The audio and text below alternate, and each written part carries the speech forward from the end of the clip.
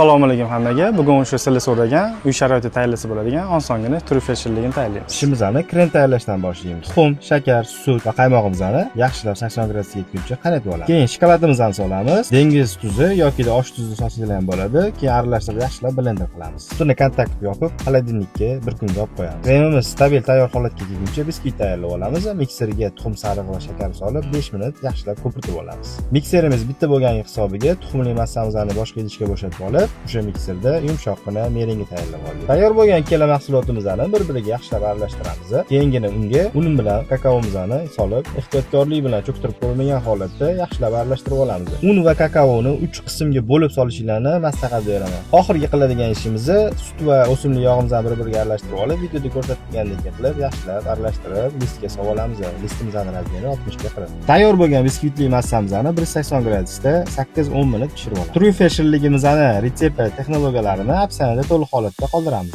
Zagotovkamizni yig'ishda biz kvadrat 15 sm formadan foydalanyapmiz. Trufel shirinligimiz 7 qavat biskvit, 7 qavat kremdan iborat. O'zingiz xohishingizga ko'ra qavatlarini o'zingiz to'g'rilab olsangiz bo'ladi bemalol. Tayyor bo'lgan zagotovkamizni -18 gradusli morozikiga 2 soatga yuboramiz. Sizlarni xursand qiladigan xabar, YouTube kanali ochdik, silkasini Instagram shapkamizga belgilab qo'ydik. Endi u yerda har bitta tayyorlayotgan shirinligimizni to'liq holatda videosini joylab boramiz.